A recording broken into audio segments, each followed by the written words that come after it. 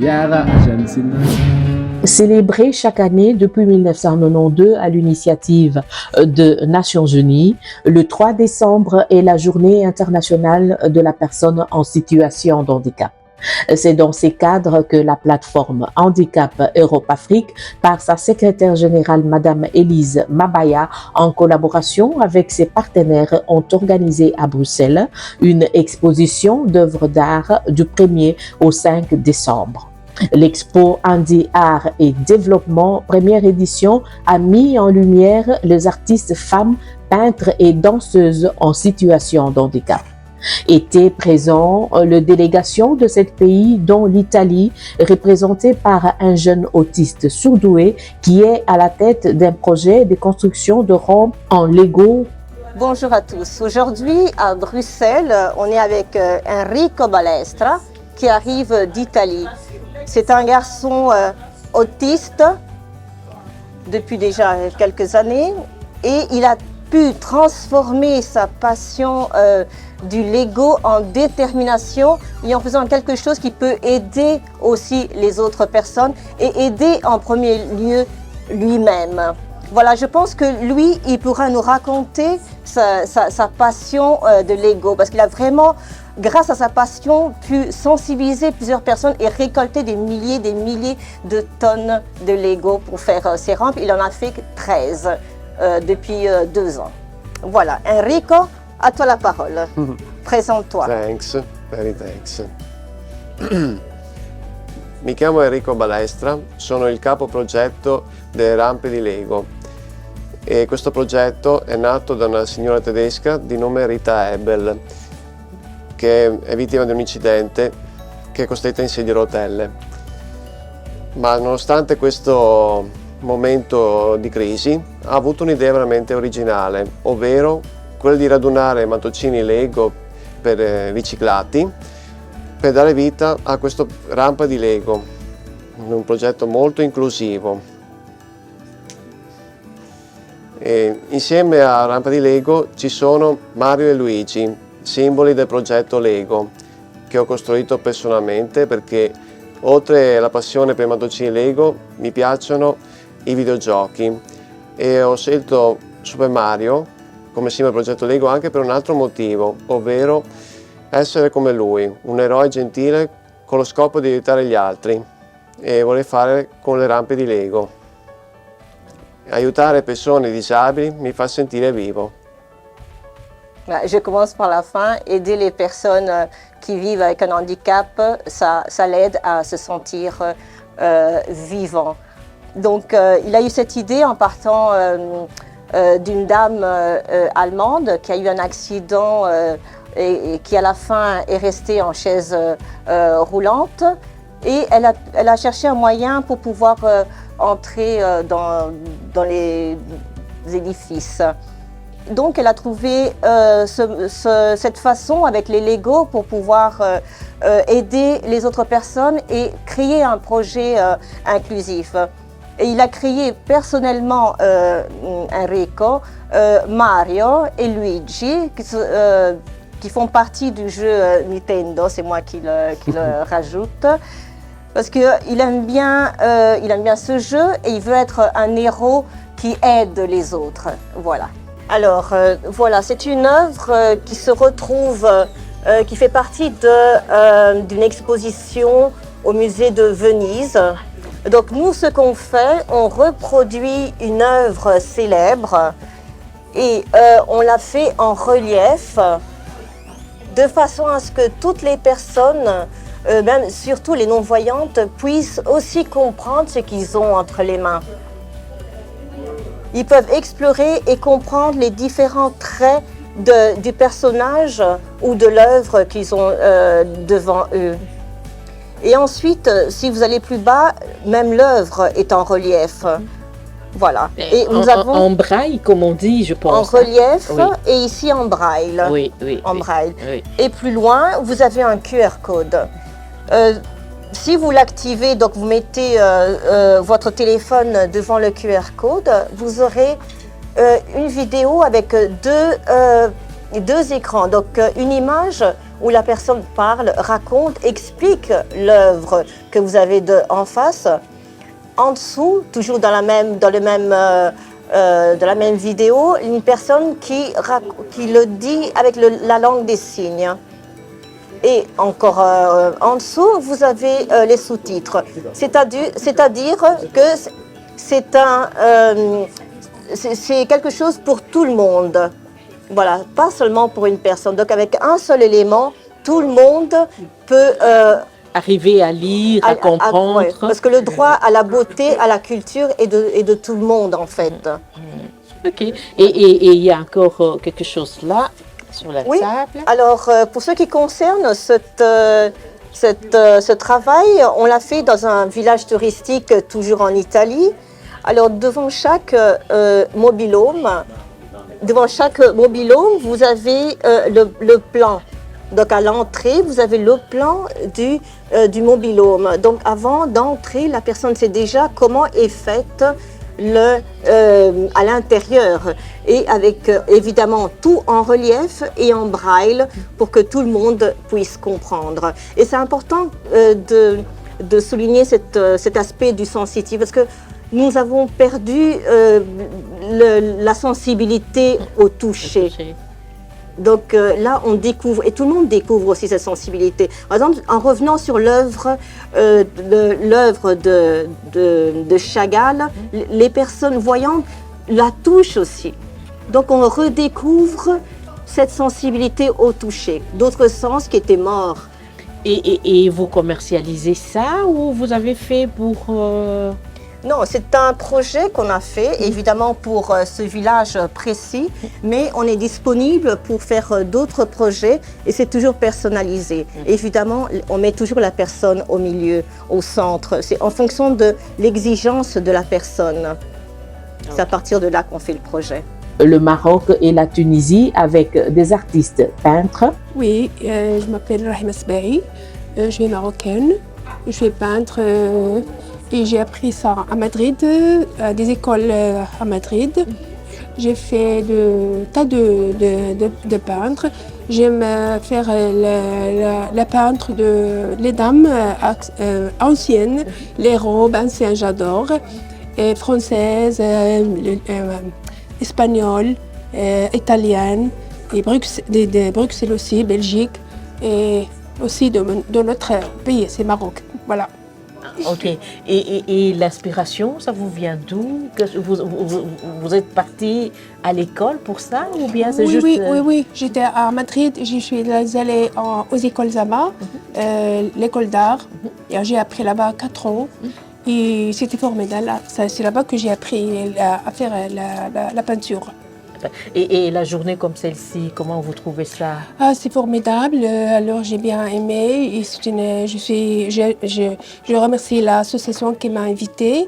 Et c'est fait un bon travail. Et je le souhaite un bon avenir et bon courage et beaucoup de succès. Ah ok, ça va. Et qu'est-ce que vous dites par rapport à la journée déjà? Parce que c'est pas seulement aujourd'hui, c'est aujourd'hui, demain et après-demain. Donc 3 jours d'expo. Oui. Vous vendez en même temps ou bien juste pour exposer?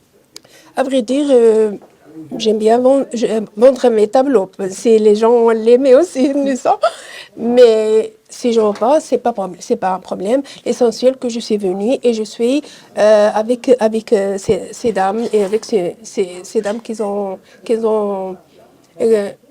fait un travail excellent. Voilà. Bonjour, je m'appelle Mina Saouti et je suis artiste peintre autodidacte depuis 2016. Voilà, je suis tombée dedans comme ça par hasard et depuis, j'ai découvert une vie sociale que je n'avais pas avant, grâce à la peinture. Et comment vous trouvez cette organisation aujourd'hui? Donc c'est pour donner un coup de pouce, hein, comment vous trouvez ça? Je trouve ça très bien, franchement c'est une belle organisation pour mettre en avant la personne artiste en situation de handicap, surtout les femmes évidemment aujourd'hui. Oui. Donc voilà, je trouve ça très bien, donc c'est important que les gens viennent un peu découvrir que les personnes en situation de handicap ont aussi beaucoup de talent. Et quelle est l'importance de cette journée, par exemple, pour ton travail?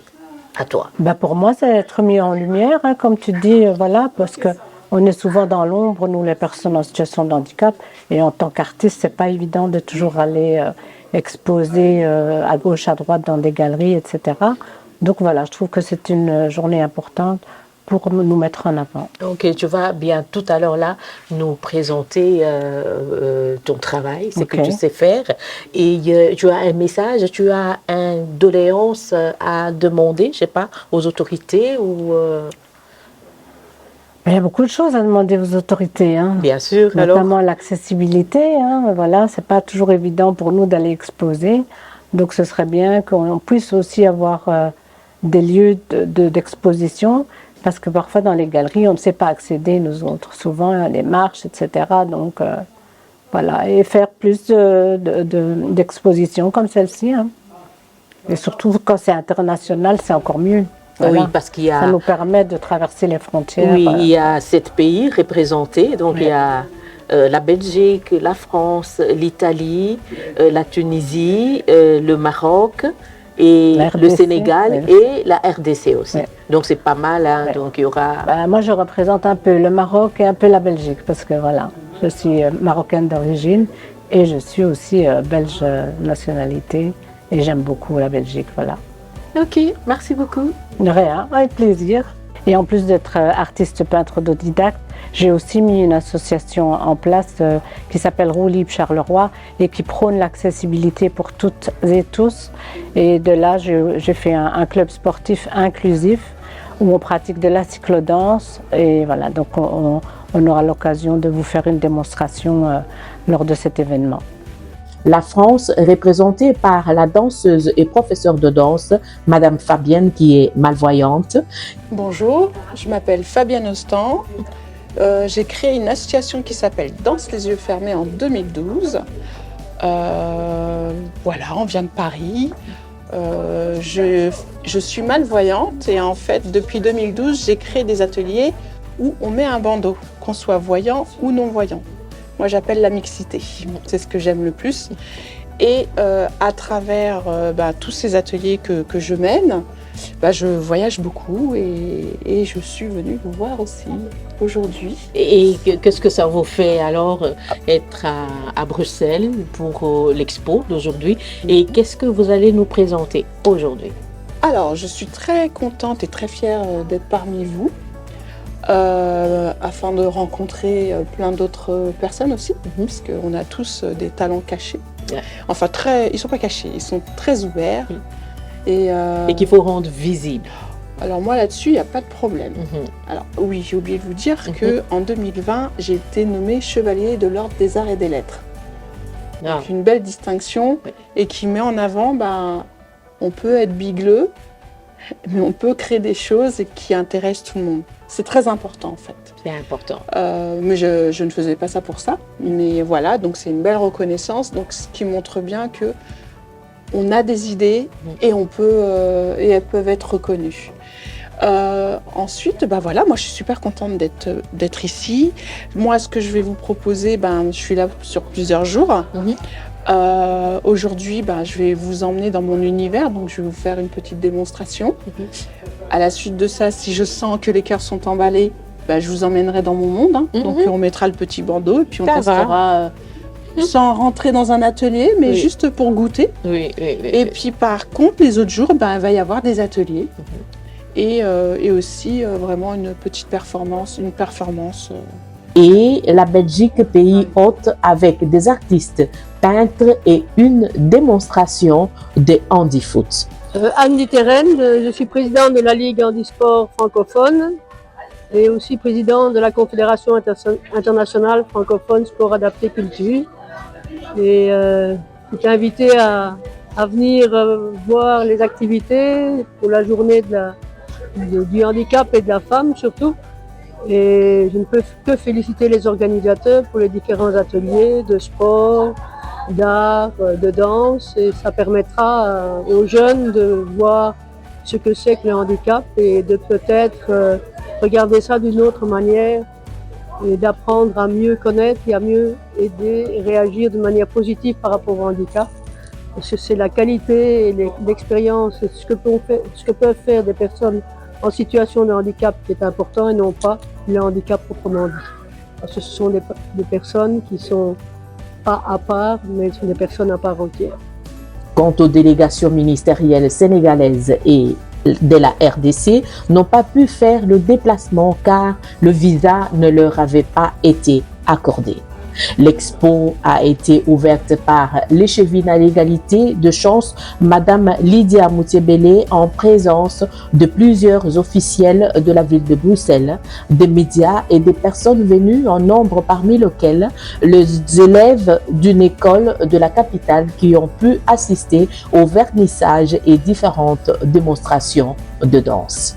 La première édition Expo Handi Art et Développement s'est achevé le 5 décembre 2023 à Anden avec une visite de l'hôtel de ville des Anden. Un mot de remerciement de Madame Élise Mabaya, organisatrice de l'expo, et une remise de certificat à tous les participants par Monsieur Ali, échevin de Berkem Sainte-Agathe. Bonjour, Ali Belhussein, je suis échevin à la commune de Berkem Sainte-Agathe. Je suis aujourd'hui ici pour assister, par l'invitation de la plateforme Handicap Europe-Afrique. Ça me fait toujours plaisir de répondre à ces invitations parce qu'elles s'occupent de personnes à besoin particuliers. Et ça, c'est un honneur d'être parmi eux pour voir leur création. Et c'est impressionnant. Les créations qu'on voit ici, point de vue artistique, et surtout, il y a beaucoup de délégations, la délégation italienne, une délégation française, une délégation marocaine et congolaise et tout ça. Et ça fait plaisir de voir chacun, selon ses moyens, selon ses compétences, la création qu'il peut faire et tout ça. Et c'est un événement inclusif. C'est pour ça que je réponds toujours présent à cette association qui fait un travail formidable et je leur souhaite une bonne continuation. Et pour moi, c'est un honneur d'être ici. Merci beaucoup.